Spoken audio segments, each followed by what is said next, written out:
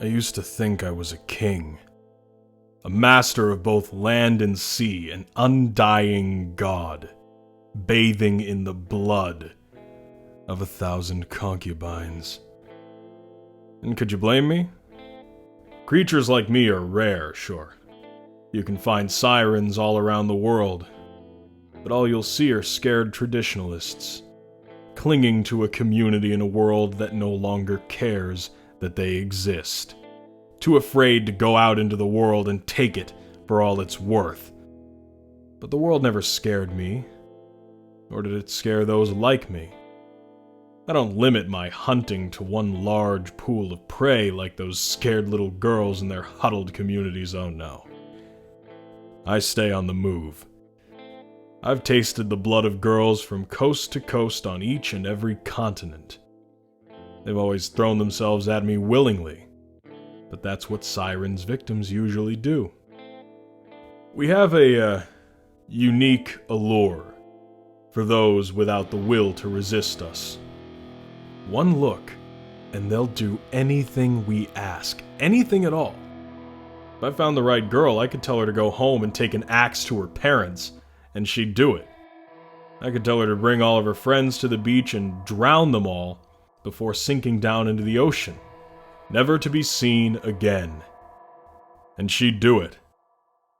Most of the time, though, I don't bother with anything like that. I'm a simple man. I eat, I fuck, sometimes I kill, and then I move on. There's no benefit to causing a scene, and I've sown enough discord over the past 700 years that the chaos no longer really appeals to me.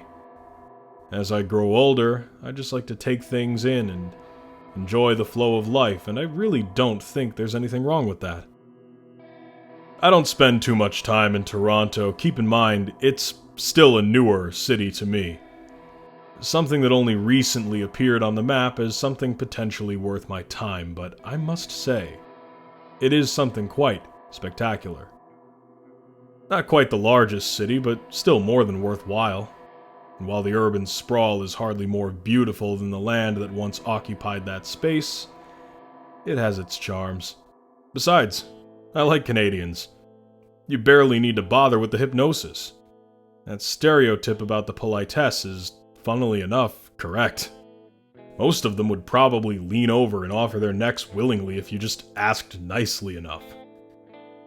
At the same time, I like my prey to be dazed enough not to fight back. It makes it easier to enjoy the meal. That evening had taken me to a bar on the waterfront. Nice enough little place with plenty of young, fresh meat. Just looking at them, I could hear their hearts pounding in their chests. I could almost taste the blood on my tongue, and choosing just one was seeming more and more like an impossible choice. Perhaps I deserved to binge a little.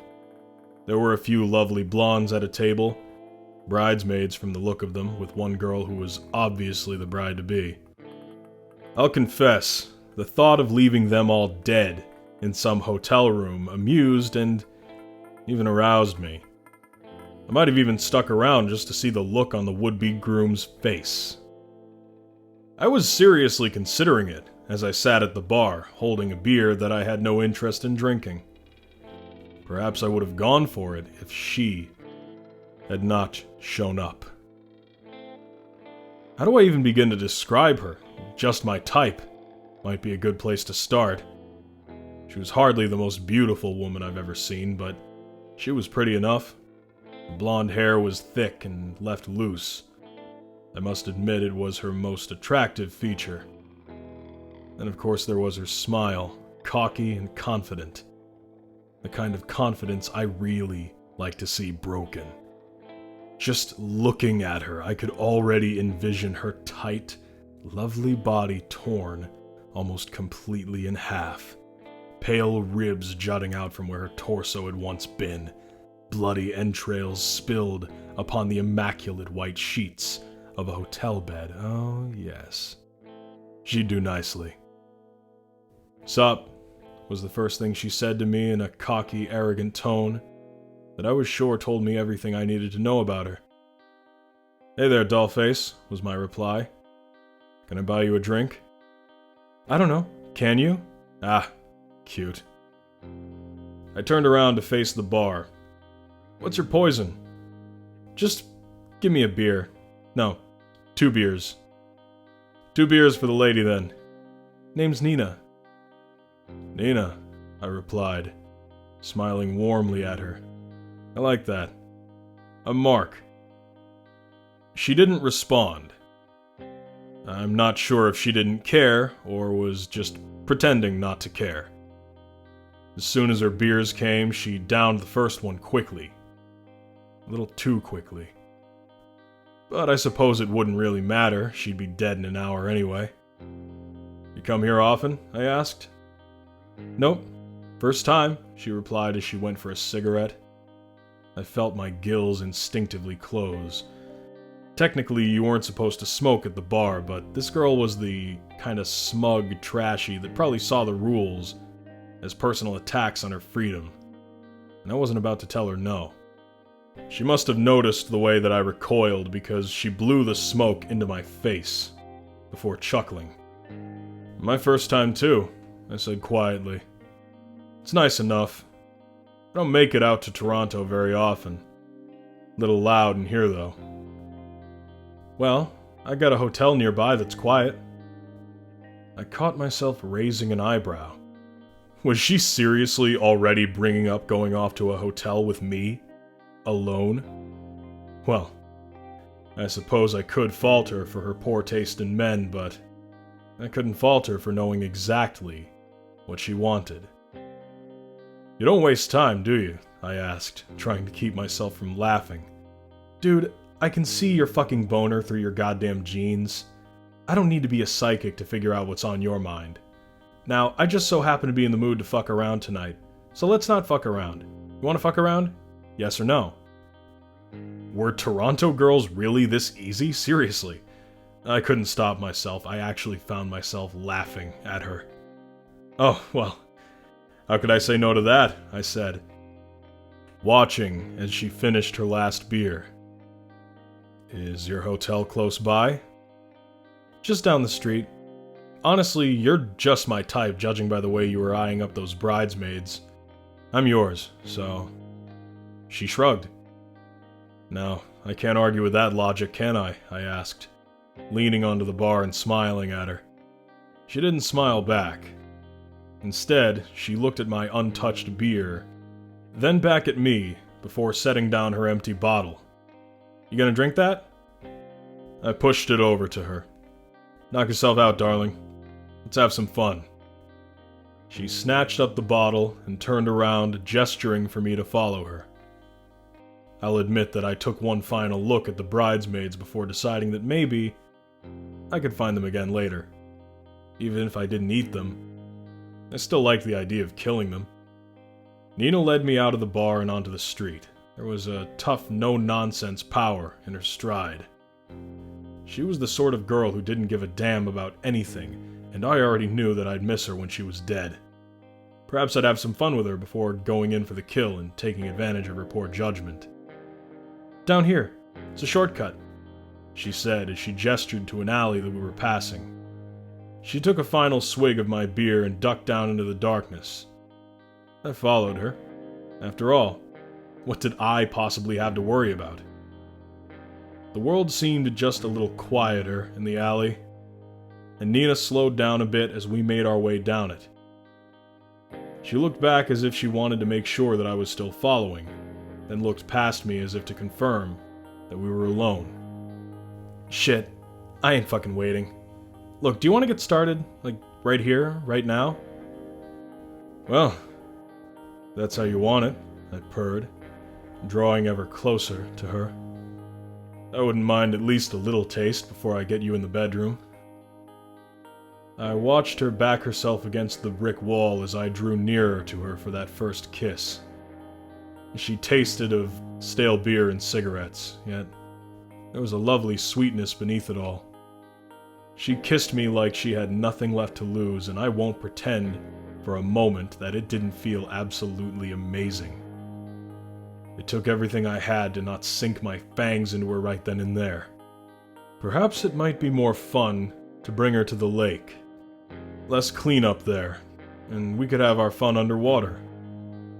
I brushed her hair out of her lovely blue eyes and stared into them. Why don't we start with that lovely mouth of yours, darling? I'd love to know what it feels like. She should have gotten on her knees immediately.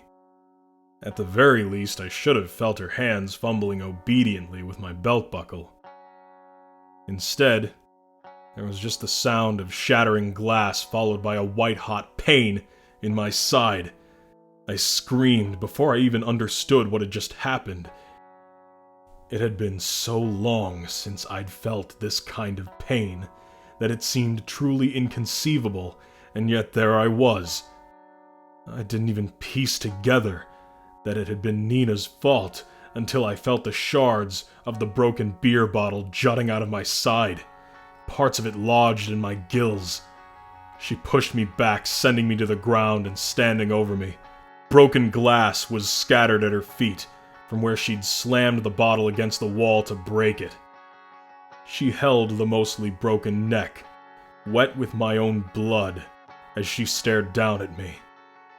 "Dude, gross," she said, before rearing back and kicking me square in the face. I couldn't recall the last time a mortal had laid a hand on me. Nor could I recall the last time I'd been in such severe pain. I flopped onto my stomach, bleeding and angry. That was a fatal mistake, I growled as I picked myself up. My head shot around to fix Nina in my gaze, and I only saw a flash of movement before something hard struck me in the head and sent me down again. Maybe, she said with a shrug. I could barely hear her through the ringing in my ears. But damn if it doesn't feel good, I mean seriously. You thought you were some suave shit, didn't you? You thought nobody noticed any of the shit you pulled? Well, I've got news for you, man. I fucking noticed. Through my blurred vision, I could see Nina standing over me, a metal baseball bat in her hand. She raised it again and brought it down on my head, sending me down again. She kicked the side that she'd stabbed, eliciting a scream of pain from me. No, this wasn't possible. For 700 years, I had been an apex predator. I couldn't be curled up in a fucking ball, getting the shit beaten out of me by some stupid mortal girl. Another blow from her baseball bat confirmed that was exactly what was happening, though. Despite the taste of my own blood in my mouth, I still tried to crawl away. I felt like a true wretch. A broken, shambling thing that was struggling to even stand. I suppose it's a testament to Nina's mercy that I even succeeded in rising to my feet. I bared my teeth at her, trying to compose myself enough to lunge at her. Perhaps that was a mistake. Had I gotten my hands on her, I could have easily crushed her skull, but I was disoriented and she had a metal baseball bat. With the energy of Babe Ruth, she hit me in the head again and knocked me into the wall. The slow slide down was embarrassing, to say the least. She pointed at me, calling her fucking hit before striking me again, and again, and again. The worst part? This goddamn madwoman was grinning the entire fucking time. I held up my hands, desperate to try to defend myself. I tried to move despite the pain and pull myself away, but she wouldn't stop, and for the first time in 700 years the thought, "Oh God, I'm actually going to die," crossed my mind. She kicked me, hit me, humiliated me. And all the while, all that mortal girl could do was cackle. "That's right, fish bitch, that's right! Run back to the ocean!" She kicked me one last time before allowing me to pick my broken body up. I hadn't felt my own bones break before, but now I knew what it felt like. The world was dark and blurry. I felt impossibly dizzy. Standing seemed next to impossible, and looking at Nina, all I could see was that sadistic grin on her face. "What's wrong, fish boy? Scared you're gonna die?" I tried to stumble away from her only to collapse. She began her advance on me again, her bat slick with my own blood. By my count, you've killed 3 folks ever since you showed up. Probably more. I'm not very good at counting, but hey, I've killed weird supernatural fucks like you before, and you bet your ass I'm gonna do it again, so, you know, yeah, that. From the corner of my eye, I spotted a tipped-over trash can with a ruptured bag. It was my one and only hope to get out of this alive, and I hated that! I watched Nina playfully twirl her baseball bat as she raised it to hit me again, and with the last of my strength I moved. I grabbed the garbage and hurled it at her. The metal can struck her at an odd angle and knocked her off balance. The bag blew open, spilling its foul contents all over her. Had I been a little bit bolder, I would have gone for her fucking throat and drained her dry, but in that moment the only thing I could think to do was run. I picked myself up, nearly blacking out in the process as I sprinted back the way I'd come. Behind me, I could hear Nina swearing angrily. "Get back here, you fishy fuck!" I just needed to make it to the water. If I could make it into the water, I'd be fine. She couldn't hurt me if I was in the water. I could feel the lake calling to me, as I could hear Nina getting closer and closer. Running felt like an impossible task. The very act of breathing caused me more pain than I'd ever felt in my life, but I had to get away from her. I had to. I burst out of the alley, and I felt as if I'd just escaped the mouth of hell itself. The water shimmered just ahead of me, and I took one helpless look back to see Nina standing in the shadows of the alley, glaring daggers at me. I pushed past a few bystanders on the street in my mad dash to the water. I'm sure I caused a scene, but I couldn't have cared less. The second I reached the edge, I threw myself over and into the pier. The water splashed around me, engulfing me completely as I sank underneath. It soothed my wounds and my aching, broken bones. Breathing was still agonizing. The gills on my right side were too heavily damaged. Swimming was out of the question too.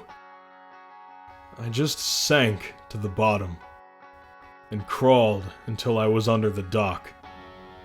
Then, once I was in the cool, quiet darkness, I felt the world around me going black, and I wondered if maybe I really was dying. I consider myself lucky to be alive. I have slaughtered soldiers who dared to tread on my path. I have murdered officers of the law without a second thought. I have left a trail of bodies behind me for 700 years, and never once was I defeated. And yet, that woman, that fucking woman, with her baseball bat left me with scars that will never heal. My gills are still in pain, my bones, despite being set, have healed improperly. My body is eternally damaged. I have found a place to hide until I'm well enough to flee Toronto. But I do not feel safe. Not even close. She knew what I was. She had some idea of how many people I've killed. She knew that I'd never suspect a trap, and that I'd be easy to lure. She was smart enough to plan ahead to catch me off guard. She's likely smart enough to find me again. And if she does, what can I do to stop her? My strength was once my greatest asset, and that has failed me. My hypnosis will not work on her. I have always been the hunter. I've never been the prey. I've never known what it was like to be helpless before. I've never been so afraid in all my life.